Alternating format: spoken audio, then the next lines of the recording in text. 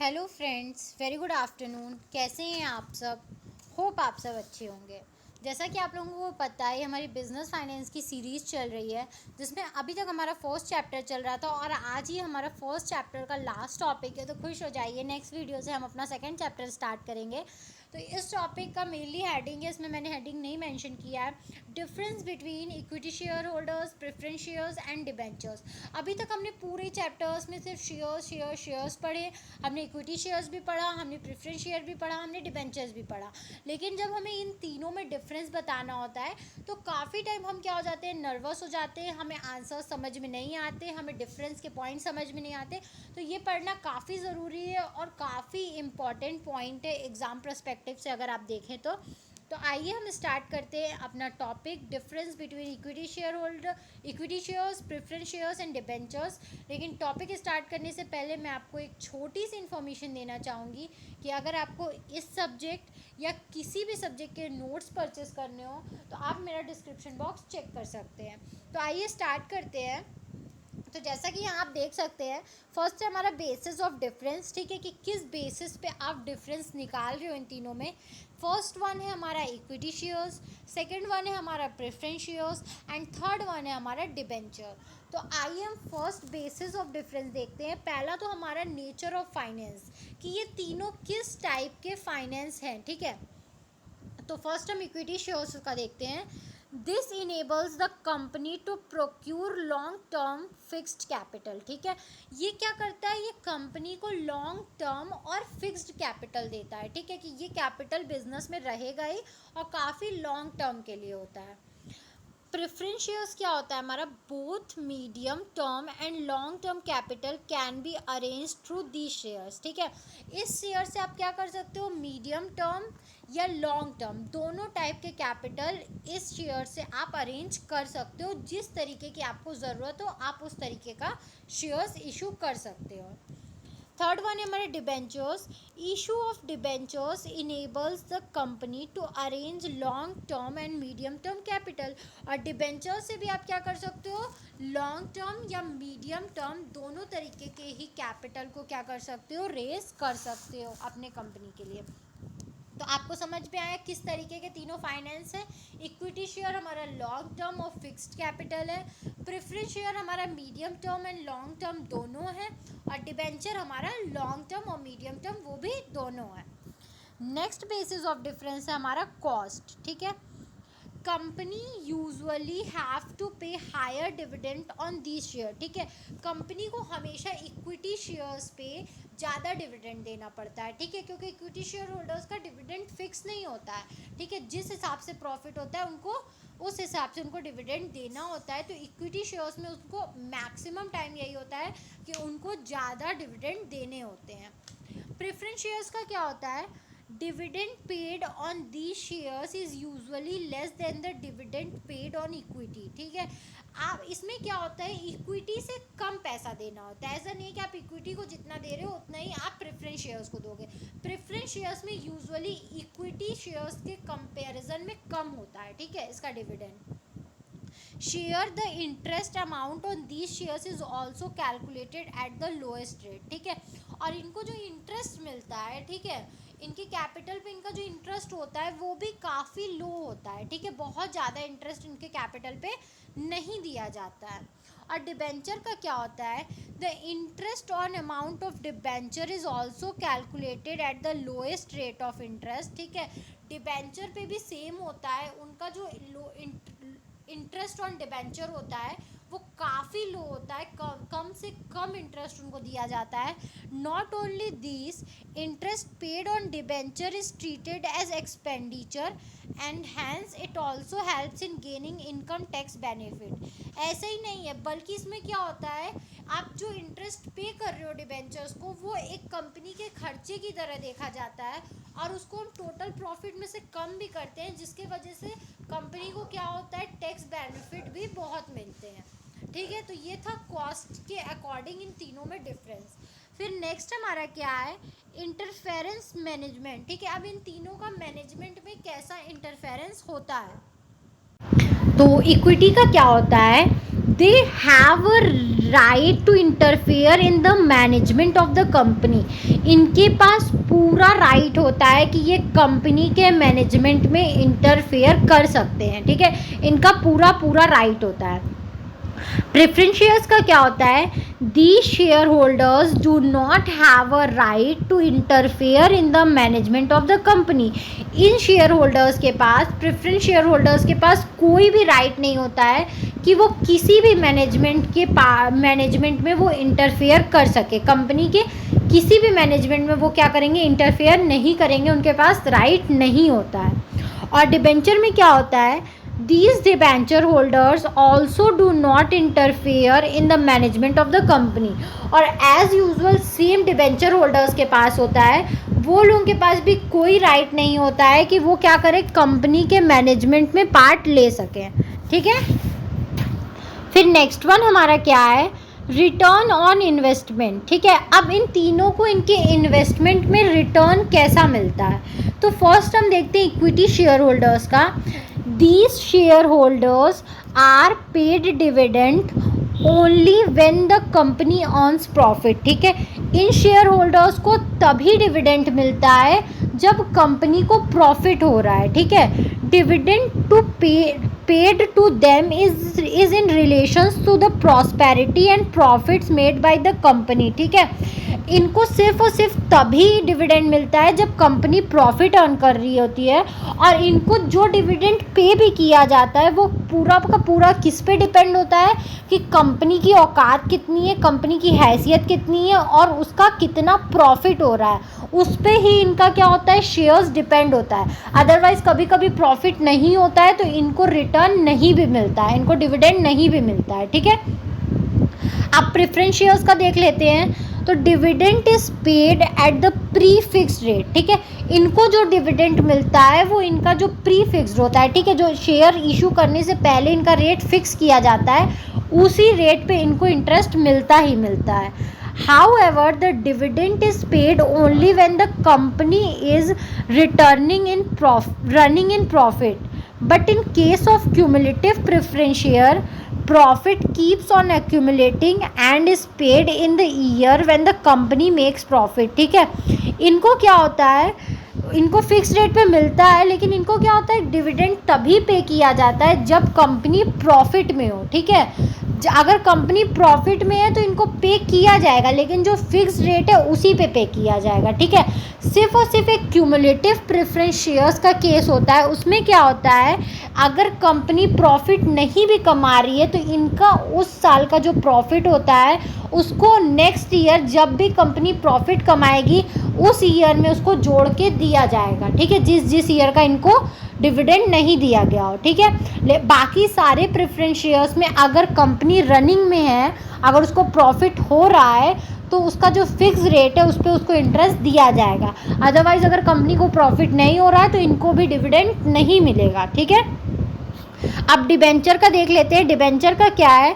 The rate at which interest is to be paid is pre fixed and the company is bound to pay interest whether it runs into profit और loss. ठीक है, इनका जो rate होता है interest का वो pre fixed होता है. ठीक है, इनका प्री फिक्स्ड होता है और इनको उसी रेट ऑफ इंटरेस्ट पे क्या होता है? उनका इंटरेस्ट मिलता है. ठीक है, और कंपनी इस चीज़ के लिए बाउंड भी होती है. ठीक है, कि अगर आपको प्रॉफिट हो रहा है या लॉस हो रहा है, आपको ये क्या करना है? ये इंटरेस्ट अमाउंट पे करना ही है. ठीक है, वो डिबेंचर का इंटरेस्ट कभी भी नहीं रोक सकते हैं. ठीक है, वो इस चीज़ के लिए बाउंडेड होते हैं कि आप क्या करोगे? आप उसको पे करोगे ही करोगे.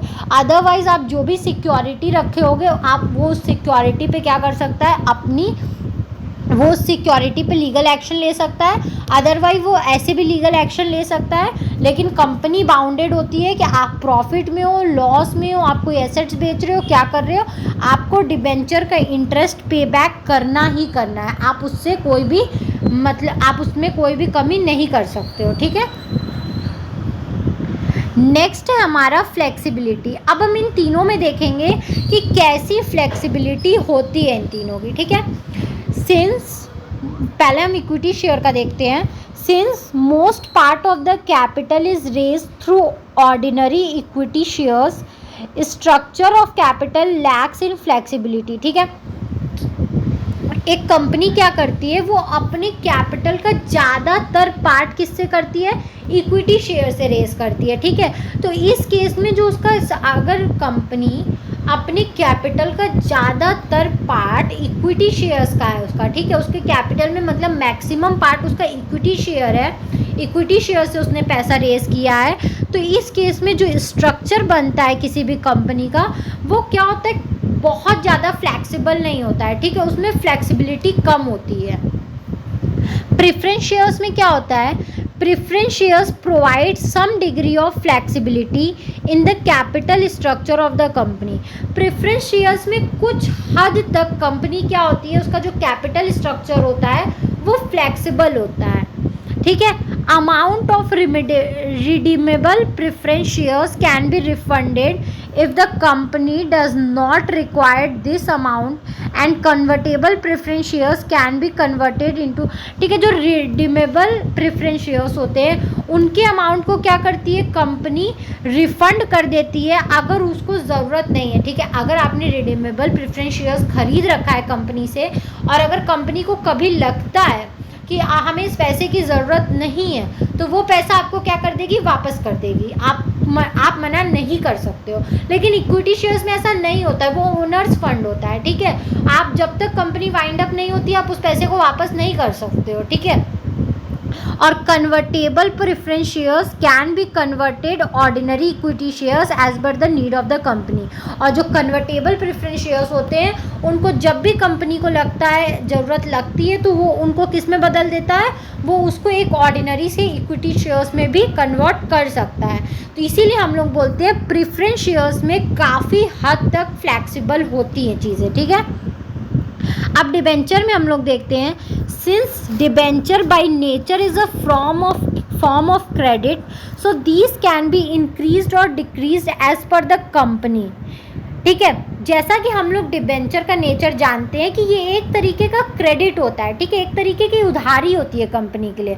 तो कंपनी को जब भी जैसी ज़रूरत होती है वो अपने हिसाब से इस चीज़ों को कम या ज़्यादा कर सकती है, इसमें कोई भी रुकावट नहीं होती है, ठीक है। The company is not in need of the credit raised through issue of debenture, then the company can buy back its own debenture and cancel them at a fixed date, ठीक है। तो अगर कंपनी को ऐसा लगता है कि उसको पैसे की ज़रूरत नहीं है, उसको उधारी की ज़रूरत नहीं है, तो वो क्या कर सकती है, डिबेंचर को वापस कर सकती है, उसको कैंसिल कर सकती है उसके फिक्स डेट पे, ठीक है। इसमें कोई भी बाउंडेशन नहीं होता है। फिर नेक्स्ट वन है हमारा impact of the borrowing capacity of the company, ठीक है। इन तीनों में क्या इम्पैक्ट पड़ता है कि कंपनी की क्या कैपेसिटी है, इन तीनों में उसका क्या इफेक्ट पड़ता है। पहले हम इक्विटी शेयर्स का देखते हैं। The borrowing capacity of a company increase directly in proportion to its capacity to raise capital raise through issue of equity shares, ठीक है। उसकी क्या होती है, बोरोइंग कैपेसिटी कंपनी की इंक्रीज हो जाती है अगर उसके क्या होते हैं, इक्विटी शेयर्स ज़्यादा होते हैं, ठीक है। अगर उसके इक्विटी शेयर्स ज़्यादा इशू वो करती है तो ऑफकोर्स सी बात है उसकी जो बोरोइंग कैपेसिटी होती है वो ऑटोमेटिकली और डायरेक्टली इंक्रीज हो जाती है। प्रेफरेंस शेयर्स में क्या होता है, these do not have any direct impact on the credit worthiness of the company or its borrowing capacity। Preference share आप इशू कर रहे हो नहीं इशू, आपके कंपनी में लोग देखेगा ना कि कितनी कैपिटल आपने इन्वेस्ट की है। तो अगर आपके पास इक्विटी शेयर्स ज़्यादा हैं, ठीक है, इक्विटी कैपिटल आपके पास ज़्यादा है, तो आपकी ऑफकोर्स सी बात है क्रेडिट वर्थनेस बढ़ रही है मार्केट में, ठीक है, बोरोइंग कैपेसिटी बढ़ रही है। जब लोग देखेंगे कि आपके कंपनी में ऑलरेडी इतने लोगों ने इन्वेस्ट कर रखा है तो लोग क्या करेंगे, और इन्वेस्ट करेंगे आपके कंपनी में, ठीक है। लेकिन प्रेफरेंस शेयर्स का इन चीज़ों से मतलब नहीं होता। प्रेफरेंस शेयर्स कभी भी क्रेडिट वर्दिनेस कंपनी की नहीं बढ़ाता है, उसका कोई इम्पैक्ट हमारे क्रेडिट वर्दिनेस या बोरोइंग कैपेसिटी पे नहीं पड़ता है। और डिबेंचर क्या होता है, if the company raises capital through issue of debenture, then it has to mortgage some of its assets or property. ठीक है, अगर कंपनी कोई भी पैसा डिबेंचर के थ्रू उठाती है, ठीक है, डिबेंचर के थ्रू अगर कोई भी पैसा उठाती है तो ये तो ज़रूरी है कि उसको अपने कोई ना कोई एसेट्स या प्रॉपर्टी को क्या करना हुआ होगा, मॉर्गेज किया होगा उसने, ठीक है, with the debenture holder, and these decreases the credit of the company to some extent in the capital market. ठीक है, उसने जो भी डिबेंचर होल्डर्स होंगे उसके पास क्या किया होगा, अपनी एसेट्स या अपने प्रॉपर्टी को गिरवी रखा होगा, मॉर्गेज किया होगा, ठीक है। तो इससे क्या होगा, इससे ऑफकोर्स सी बात है जो कैपिटल मार्केट है उसमें उसकी क्रेडिट वर्दिनेस या उसकी गुडविल कम होगी, ठीक है, एक हद तक तो कम होगी।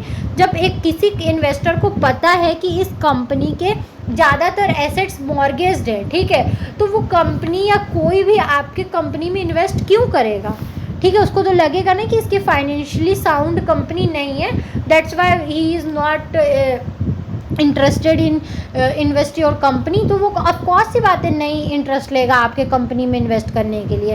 तो इसीलिए अगर डिबेंचर्स ज़्यादा है इसका मतलब आप क्या कर रहे हो, अपनी कैपिटल मार्केट में अपनी क्रेडिट वर्दिनेस को कम कर रहे हो, और इक्विटी ज़्यादा है तो यानी आपकी क्रेडिट वर्दिनेस बढ़ रही है, और प्रेफरेंस शेयर्स का डायरेक्टली कोई भी इम्पैक्ट नहीं होता है हमारी बोरोइंग कैपेसिटी पे। Next one and last one हमारा क्या है, अट्रैक्शन फॉर द इन्वेस्टर, ठीक है, किससे हमारे इन्वेस्टर्स ज़्यादा अट्रैक्ट होते हैं। तो फर्स्ट हम इक्विटी शेयर्स का देखते हैं।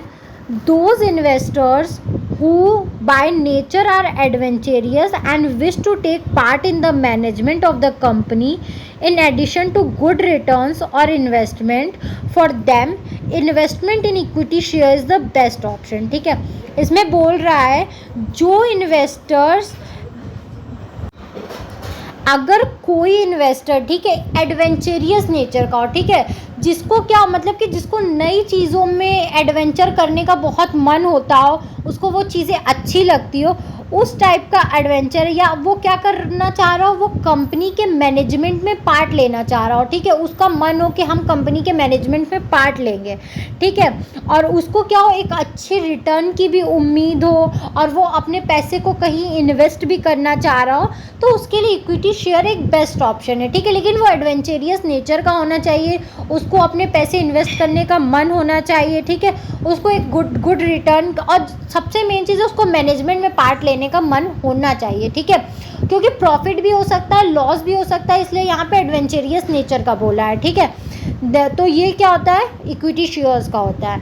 प्रेफरेंस शेयर्स का हमारा क्या होता है, this is the best choice for those investors who desire of fixed and regular income return, ठीक है, ये उन लोगों के लिए एक अच्छी चॉइस होती है, उन इन्वेस्टर्स के लिए अच्छी चॉइस होती है जिनको क्या हो, जिनका मन हो हमें एक फिक्स रेट ऑफ रिटर्न मिले और रेगुलर इनकम मिले, ठीक है, ये उन लोगों के लिए अच्छा होता है कि हमें फिक्स्ड ही चाहिए, हमें बहुत ज़्यादा भी नहीं चाहिए और कम भी नहीं चाहिए, ठीक है, हमें एक फिक्स चाहिए, भाई मेरा 10% चाहिए और हमें वो रेगुलर बेसिस पे चाहिए, उनके लिए ये अच्छा होता है। Are prepare to bear some risk but are devoid of any interest in the management of the company, ठीक है, और ऐसे जैसे कि हमने बताया ना कि अगर नहीं होगा, प्रॉफिट नहीं होगा तो उनको रिटर्न नहीं मिलता है, तो एक हद तक वो कुछ रिस्क लेने के लिए तैयार होने चाहिए, लेकिन उनको मैनेजमेंट में कोई दिलचस्पी नहीं होनी चाहिए, कोई इंटरेस्ट नहीं होना चाहिए तभी, क्योंकि प्रेफरेंस शेयर होल्डर्स को मैनेजमेंट में पार्ट नहीं मिलता है, ठीक है। अब हम देखते हैं हमारे डिबेंचर का। Those investors who not only seeks a regular and fixed income, ऐसे इन्वेस्टर जिनको सिर्फ और सिर्फ रेगुलर इनकम ही नहीं, रेगुलर और फिक्स्ड इनकम ही नहीं, but also want to ensure safety of the investment, for them investment in debenture can be an ideal choice, ठीक है, ऐसे इन्वेस्टर जिनको सिर्फ और सिर्फ फिक्स्ड इंटरेस्ट और फिक्स्ड इनकम ही नहीं चाहिए, रेगुलर इनकम ही नहीं चाहिए, जो अपने इन्वेस्टमेंट को, अपने पैसे को सेफ भी रखना चाहते हो, ठीक है, कि नहीं भाई हमने 10,000 दिया तो हमें 10,000 की गारंटी चाहिए, उनके लिए डिबेंचर एकदम बेस्ट ऑप्शन है। क्यों? क्योंकि वो जितना पैसा देंगे उससे ज़्यादा की वो एसेट्स अपने पास मॉर्गेज करा लेते हैं, तो उनका जो पैसा रहता है वो बिल्कुल सेफ रहता है और बिल्कुल कहीं भी रिस्की नहीं होता है। ऐसे लोग जो रिस्क बियर करने के लिए बिल्कुल भी रेडी ना हो, उनके लिए डिबेंचर एक बेस्ट ऑप्शन है, जो कुछ हद तक रिस्क लेने के लिए तैयार हो, लेकिन जिनको मैनेजमेंट में बिल्कुल मन ना हो, मैनेजमेंट में पार्ट लेने के लिए रेडी ना हो, उनके लिए प्रेफरेंस शेयर्स बेटर है। और ऐसे इन्वेस्टर्स जो रिस्क भी लेने के लिए तैयार हैं, ठीक है, हाई रिस्क, मैनेजमेंट में जिनको पार्ट भी लेना हो, जिनको अच्छी रिटर्न चाहिए और उनका पैसा उनको कोई अलग जगह इन्वेस्ट करना हो जिससे उनको फिक्स रिटर्न की कोई गारंटी ना हो, ठीक है, वो रिस्क लेने के लिए रेडी हो, वो क्या हो, इक्विटी शेयर्स में अपना पैसा इन्वेस्ट कर सकते हैं। तो ये था हमारा last topic of first chapter. I hope आपको समझ में आया हो। अगर फिर भी आपको कहीं भी कोई भी प्रॉब्लम है तो आप मुझे कमेंट सेक्शन में कमेंट करके पूछ सकते हैं। Thank you very much for watching my video and do like, subscribe and share my channel. If you want to purchase my notes then आप मेरा डिस्क्रिप्शन बॉक्स चेक कर सकते हैं। Thank you very much and do like, subscribe and share my channel. Thank you.